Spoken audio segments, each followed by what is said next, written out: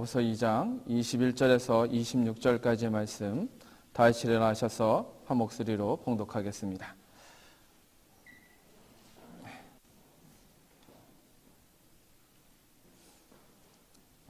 우리 조상 아브라함이 그 아들 이삭을 제단에 드릴 때 행함으로 의롭다 하심을 받은 것이 아니냐.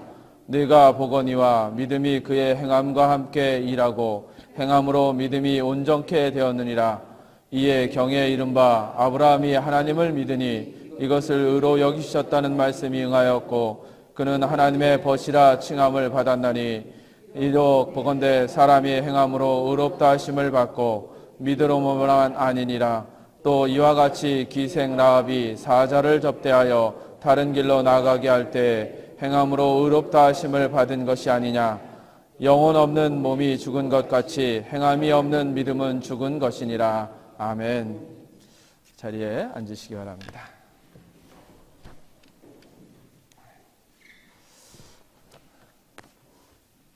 지난해 10월에 제가 잠시 한국에 다녀온 적이 있습니다. 그 한국 방문 중에 버스를 타고 가는데 어느 광고 문구를 하나 보았습니다. 여러 가지 광고 문구였는데 점을 보는 점쟁이가 광고하는 그런 광고 문구였습니다.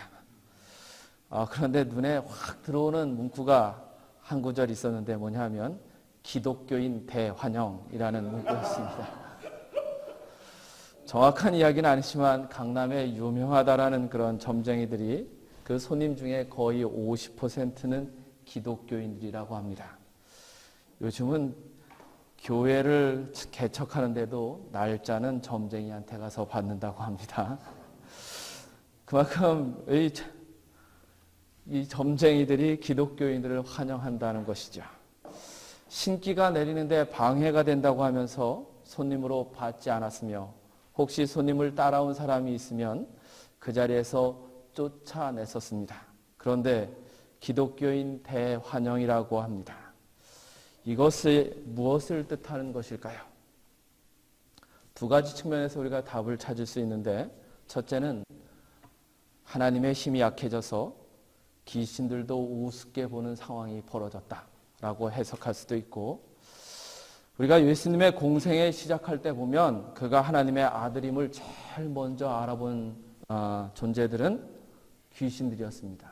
그들은 두려워서 떨면서 자신과 상관없으니 제발 내 곁에서 떠나달라고 요구했던 것이지요. 그런데 지금은 그 귀신들이 기독교인을 하나도 겁내지 않습니다. 오히려 좋은 손님이라고 생각하면서 환영하니 정말 하나님의 능력이 줄어든 것은 아닐까요? 성서는 하나님의 능력이 시간에 의해서 조금 더 줄어들거나 약해질 수 없다는 것을 우리에게 분명히 증거합니다. 그러면 두 번째로 우리가 생각해 볼 수 있는 것이 기독교인이라고 하는 사람들이 기독교인이 아니라는 것이지요. 열심히 교회 다니고 믿음을 고백한다고 하지만 무늬만 기독교인이지 속내는 믿음의 사람이 아니라는 것입니다. 믿음을 가지고 주의 제자가 되고자 하는 마음 없이 교회를 다니는 사람들이 많은 것이지요. 실제로 지난 대통령이 당선된 후에 강남의 한 교회는 매주 새신자들이 몰려들었다고 합니다. 그것도 정재계에서 내노라 하는 인물들이 새신자로 등록하고 그 교회의 교인이라는 타이틀을 얻으려고 경쟁을 했다고 합니다. 물론 그런 과정에서 하나님은 좋은 그런 열매를 맺기도 하십니다. 그것이 하나님의 능력입니다. 많은 경우 기독교인이라고 이름만 가지는 것으로 끝인 사람들이 모여들기 시작했던 것이죠. 그러니 기독교인은 기독교인인데 기독교인이라고 할 수 없는 것이지요. 그리고 한 가지 더 생각해 볼 것이 뭐냐면 기독교의 믿음이라고 열심히 믿지만 그 믿음이 귀신이 좋아하는 믿음을 가지는 것입니다. 성경 말씀을 보고 그 말씀대로 살고자 하는 열심은 없으면서 신토한 능력을 가진 목회자의 기도를 받으면 축복을 받을 것이란 믿음을 가지는 것. 정성만 다하면 복받아 잘 살게 될 것이라는 믿음. 그런 믿음 가지는데 열심인 믿음 생활을 하는 것이지요. 그러니 점쟁이들이 딱 좋아하는 믿음 아니겠습니까? 점쟁이들이 이런 믿음의 사람들을 보면서 뭐라고 하시는지 아십니까? 열려있는 마음을 가진 자들이다 라고 해서 자기 멋대로 아주 쉽게 주무르게 되는 것이죠. 오늘 본문의 말씀은 초대교회에서도 이와 같은 문제가 발생한 것과 그 믿음을 치유하고자 하는 말씀을 보게 됩니다.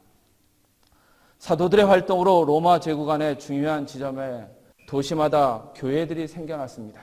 그리고 바울 사도를 중심으로 한 선교 활동으로 놀라운 성과를 거두어서 교회들이 크게 부흥했습니다. 많은 성도들이 교회 안으로 들어왔습니다. 그런데 교회가 부흥하고 그리스도인의 숫자가 늘어나면 그 도시들 안에 변화가 생겨야 하는데 전혀 그렇지가 않았습니다. 분명 교회가 부흥하고 성도들이 늘어나면 늘어난 만큼 그 도시 안에 변화가 있었고 있어야 하고 새로운 것들이 나타나야 했는데 그렇지 못했다라는 것입니다. 믿음으로만 구원받는다라는 그 믿음을 가진 성도들이 믿음으로 모든 죄를 다 해결할 수 있다고 하면서 어떤 사람들은 이전보다 더 악한 그런 생활을 했고 이전보다 더 쾌락적인 그런 삶을 추구하는 일이 이루어졌던 것입니다. 믿음으로 용서받았고 얼마든지 용서받을 수 있으니 마음껏 즐기며 살자라고 한 것이지요.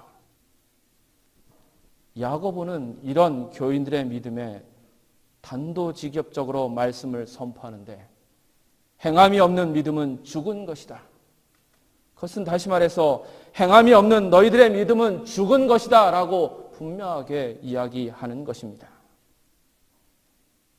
18절의 말씀을 좀 함께 보겠습니다. 18절의 말씀입니다. 혹이 가로되 너는 믿음이 있고 나는 행함이 있으니 행함이 없는 내 믿음을 내게 보이라.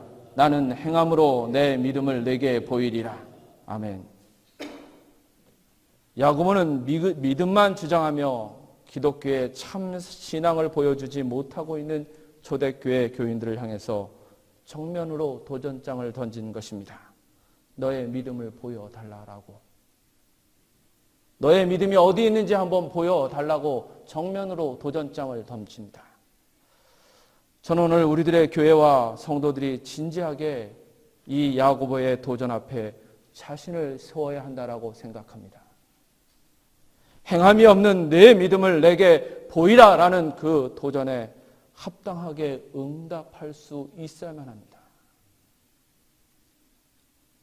행함이 없는 내 믿음을 내게 보이라는 그 도전에 합당하게 응답할 수 있는 그리스도인들과 교회들이 되는 믿음의 모습들을, 믿음의 역사를 우리가 좀 생각해 보면서 하나하나 은혜를 나누고자 합니다. 그 첫째는 믿음과 행함이라는 두 기둥이 있어야 한다는 것입니다.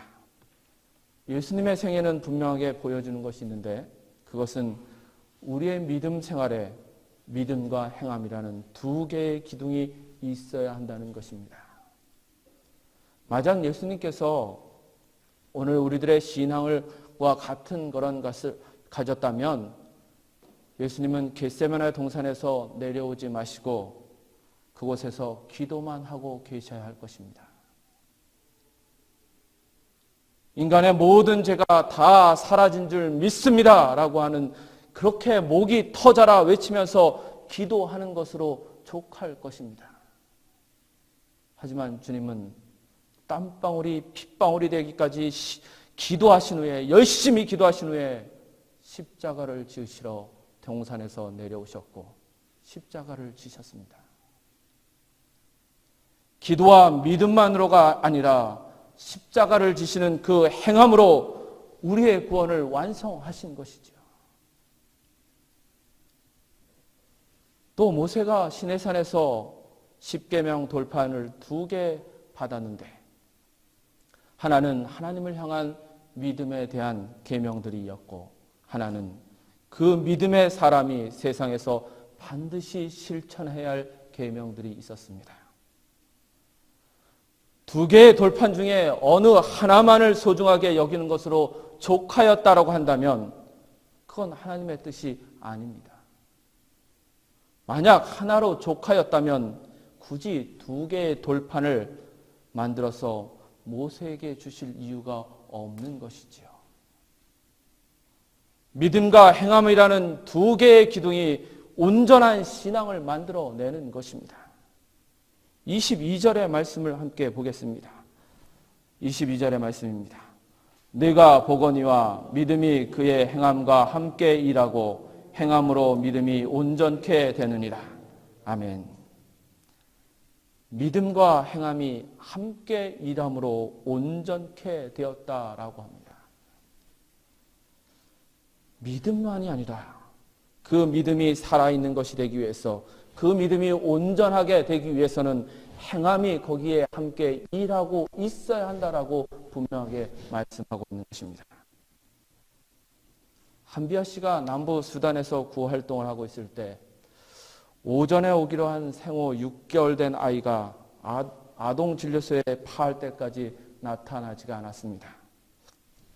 그래서 어찌 되었는지 알아보기 위해서 직원과 함께 아이의 집을 찾아갔습니다. 그런데 그 집 마당에는 이제 갓 만든 십자가가 나무로 만든 십자가가 꽂혀있는 묘지가 있었습니다. 보건소로 아이를 업고 출발한 지 1시간이 지났을 때 아이가 죽은 것을 발견하고 집으로 돌아간 것입니다. 그 아이의 젊은 엄마는 2년 전에 병으로 아들을 잃었고 몇 달 전에 교통사고로 남편을 잃었는데 또 아이를 잃은 것입니다. 아이가 아플 때 마을 사람들은 굿을 해야 한다라고 했는데 그 아이의 엄마는 남편이 죽은 후에 기독교인이 되었기 때문에 그 막내의 목숨을 하나님께 맡기고 싶었다고 합니다. 그래서 하나님께 열심히 기도하고 기도했습니다. 그런데 아기를 잃었습니다. 그 이야기를 들은 한비아 씨는 굵은 눈물방울을 떨어뜨리며 슬퍼하는 그 엄마의 손을 잡고 위로의 기도를 하려고 해보았지만 계속해서 원망의 기도가 나왔다고 합니다. 하나님, 정말 왜 이렇게 하셨습니까? 라고 하며 슬픔에 견딜 수 없어 괴로워할 때 아기의 엄마가 한비아 씨에게 어깨를 다독이면서 다음과 같이 말했다고 합니다. 나의 이 슬픔을 함께하라고 주님이 당신을 보내주셨군요. 고맙습니다. 한비아 씨는 그때 자신의 사명을 발견했다고 합니다. 그리고 이전에 알지 못했던 하나님의 손길을 깨달았습니다. 그 깨달음은 아기를 잃은 엄마의 손을 잡고 함께 울어주는 것으로 얻은 것입니다. 그것이 믿음을 더 크게 하고 온전하게 한 것이지요. 믿음과 행함이라는 2 기둥이 같이 세워져야만 우리의 믿음이 온전해질 수 있음을 분명히 믿으시길 바랍니다. 2번째는 행함이 있을 때 하나님께서 우리 편이 되어 주신다는 것입니다.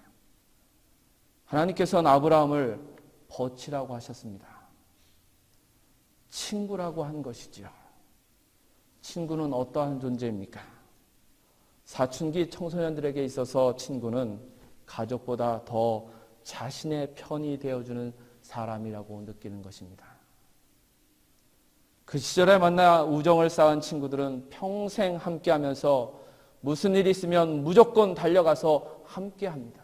특별히 어려운 일이 있으면 이 사춘기에 만난 친구들은 무조건 달려가서 그 시간에 함께해 줍니다. 아브라함이 가는 곳마다 어려움을 이기고 승리하는 삶을 살 수 있었던 이유는 무엇보다도 그에게 좋은 친구, 능력 있는 친구가 있었기 때문입니다. 어려운 일을 만날 때마다 손발을 걷어붙이고 돕는 친구가 있었는데 그 친구가 바로 하나님이셨습니다. 하나님께서 그를 벗이라고 이야기하셨고 친구로 삼아 주신 것입니다. 우리는 모두 승리하는 삶을 원합니다. 아브라함은 그 승리의 비결을 하나님을 친구로 삼는 것이라고 가르쳐 주고 있습니다. 하나님의 친구가 되는 것은 곧 하나님이 우리 편이 되어 주시는 것입니다. 전지전능하신 하나님을 친구로 두면 두려워할 것이 뭐가 있겠습니까? 전지전능하신 하나님이 친구면 우리가 무엇을 못하겠습니까? 무엇을 하든지 이길 수 있는 것이지요. 그러면 어떻게 하나님을 친구로 삼을 수 있을까요?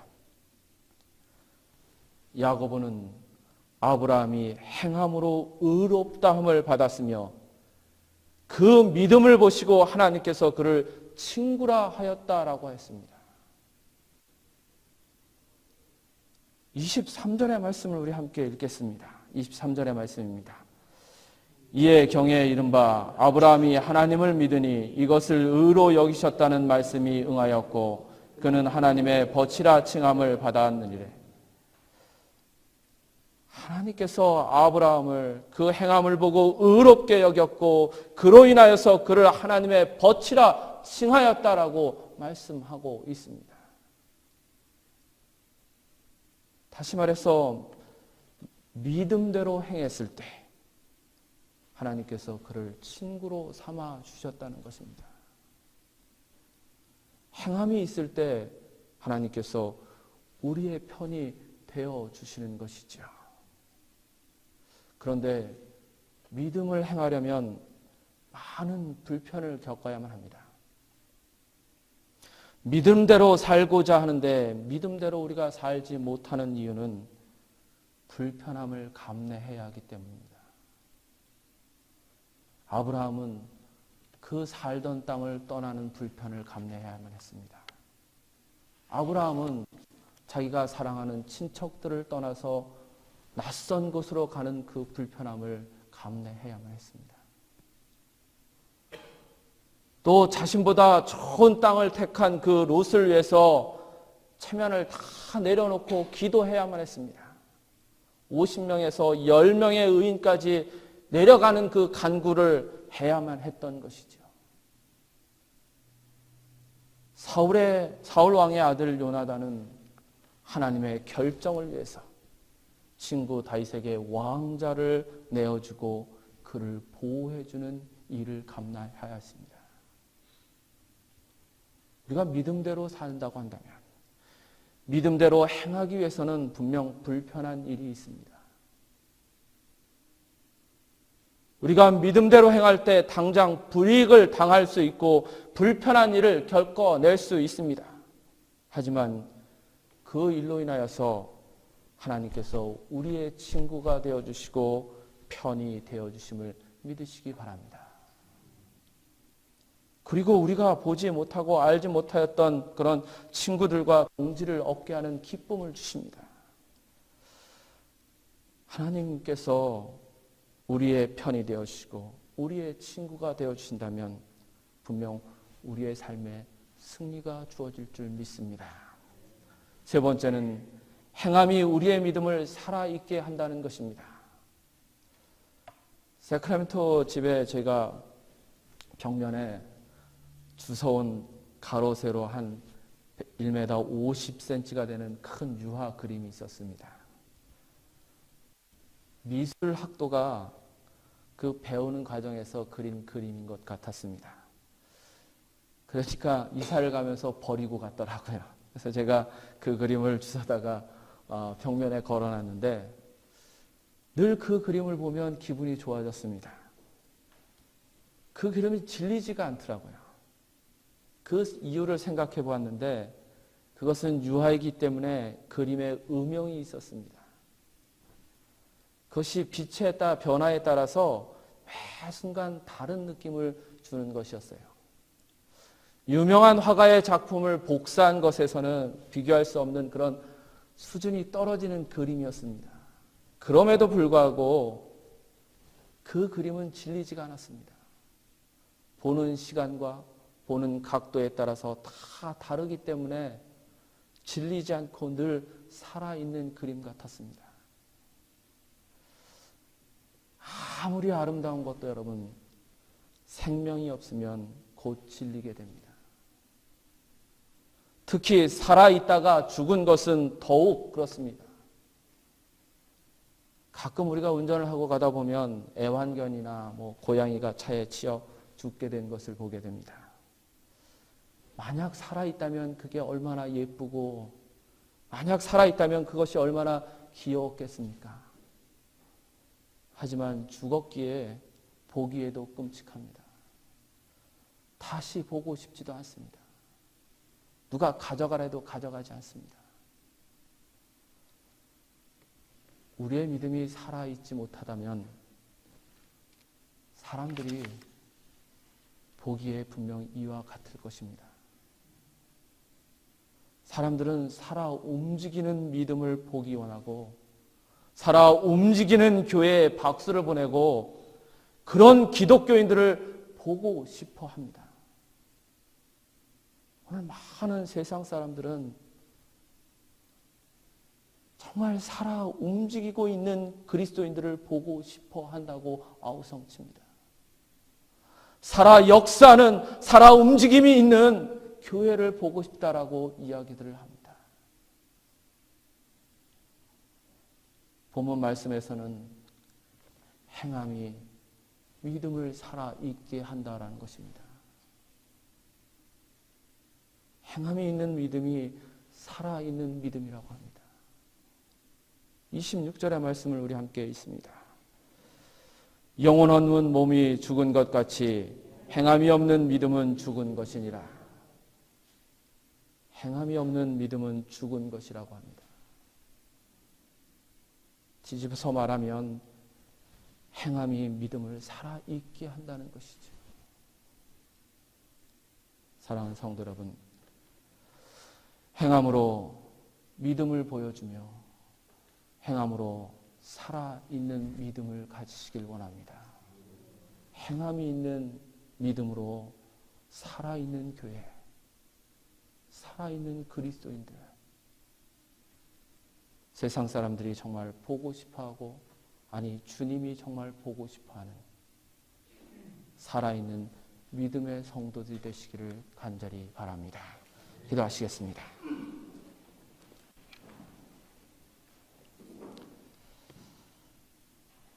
주님, 우리가 믿음을 고백하고 주님 앞에 나와 예배하고 찬양하고 기도하지만 우리의 믿음이 정말 행함으로 나타나지 못할 때가 참 많이 있습니다.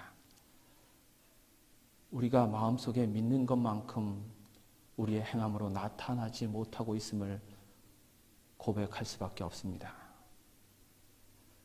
우리는 살아있다고 하지만 세상 사람들이 볼 때 죽어온 것처럼 보일 수밖에 없는 그 믿음의 삶을 살고 있지 않을지,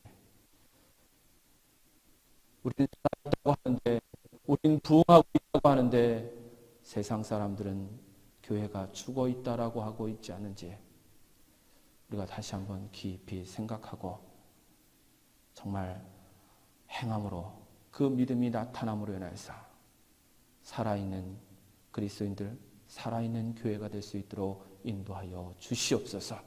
그래서 주님이 보시기 아름답고 정말 세상 사람들이 기대하는 그런 교회와 성도들이 다 될 수 있도록 이끌어 주시길 원하며 예수님의 이름으로 기도합니다. 아멘.